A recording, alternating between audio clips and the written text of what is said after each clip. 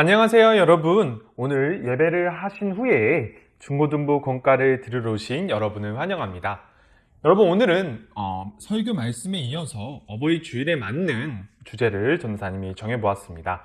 그리스도를 본받아 그리스도의 효도, 이런 부분을 우리가 알아보았어요. 여러분, 우리가 오늘 공과 시간을 통하여서 알아볼 것이 무엇이냐면요, 신약에 나오신 예수님께서는 부모 공경에 대해서 어떻게 말씀하시고 어떻게 행동하셨을까, 이 부분을 알아가보는 시간을 가져보려고 합니다. 여러분, 우리가 말씀을 읽고 그 다음에 그 말씀에 따른 예수님의 뜻이 어떤 것인지 알아보는 시간을 가져보도록 할게요. 먼저 요한복음 2장 4절 말씀을 읽어보도록 하겠습니다. 예수께서 이르시되 여자여 나와 무슨 상관이 있나이까? 내 때가 아직 이르지 아니하였나이다.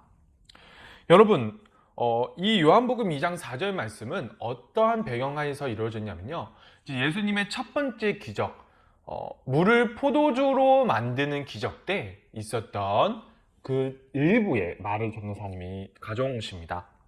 이제 이때 어떤 일이 있었냐면요, 이제 예수님께서 어떤 잔치집에 초대를 받으셨는데 그 잔치집에 포도주가 다 떨어졌던 거예요. 근데 그 당시 유대 사회에서 포도주는 물과 같은 취급을 받았고, 잔치집에서 포도주가 떨어졌다는 말은 지금으로 따지면 어떤 결혼식장 가운데 조명이 모두 꺼졌다?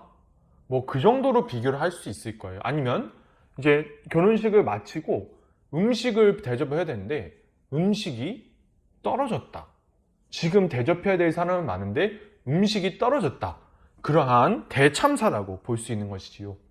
바로 그때 이제 예수님의 어머니 이제 마리아가 예수님께 와서 지금 이 잔치집에 포도주가 떨어졌다고 하니 너가 이거를 해결해 줬으면 좋겠다라고 말을 했을 때 예수님께서 하셨던 답변이 바로 이 답변입니다. 근데 여러분, 우리가 한글 성경을 보면 이 여자여라는 호칭이 그다지 자기 어머니에게 쓰는 표현으로는 적합하지 않은 것 같다라는 그런 생각이 들 수 있는데요. 그렇지만 이 여자여라는 말을 이제 그 당시 헬라어로 이제 보면 그 당시에 여성에게 붙일 수 있는 존칭을 의미하는 단어가 이 여자여라는 단어입니다. 번역을 하는 과정에서 번역에 한계가 있기 때문에 이러한 단어를 붙인 것 뿐입니다. 예수님께서는 어머니에게 항상 그 존칭을 붙이셨고, 심지어 예수님께서 나중에 하나님의 아들로서 자기 자신을 드러내신 후에도 마리아, 그러니까 예수님의 어머니에게 존칭을 붙이시는 것을 우리가 나중 말씀을 보면서도 우리가 볼 수 있습니다. 예수님께서는 하나님의 아들이시지만 육신의 어머니에게도 충분히 존칭을 하고 그 다음에 효도를 했던 것을 우리가 알 수 있습니다.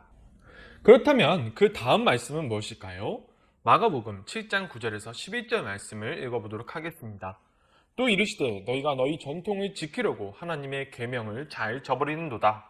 모세는 내 부모를 공경하라 하고 또 아버지나 어머니를 모욕하는 자는 죽임을 당하리라 하였거늘 너희는 이르되 사람이 아버지에게나 어머니에게나 말하기를 내가 드려 유익하게 할 것이 고르반 곧 하나님께 드림이 되었다고 하기만 하면 그만이라 하고. 여러분, 예수님께서 이 말씀하신 부분을 이제 전도사님이 설교 시간 때 이제 다뤘었지요.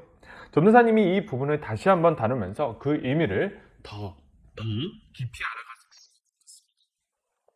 여러분, 예수님께서는 예수님 당시에 전통이라는 핑계를 대면서 부모 공양을 하지 않으려고 했던 그 당시 종교 지도자들과 유대 사회를 비판하셨습니다.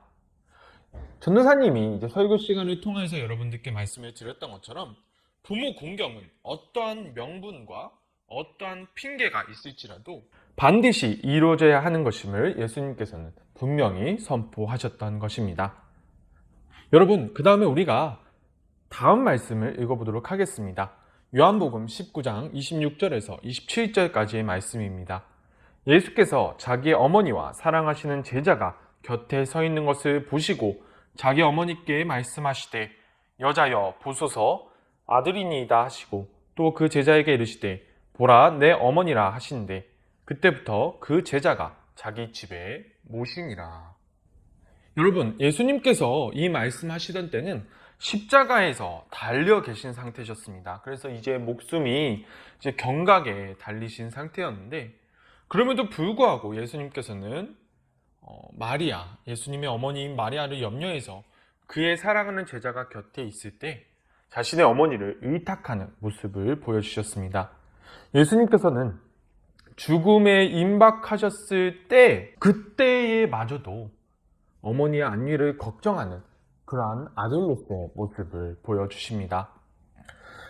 여러분, 그래서 오늘의 숙제는 우리가 한번 생각해보고 이제 부모님께 이제 이야기를 해보는 시간을 가져보았으면 좋겠어요. 이제 바로 이러한 질문입니다.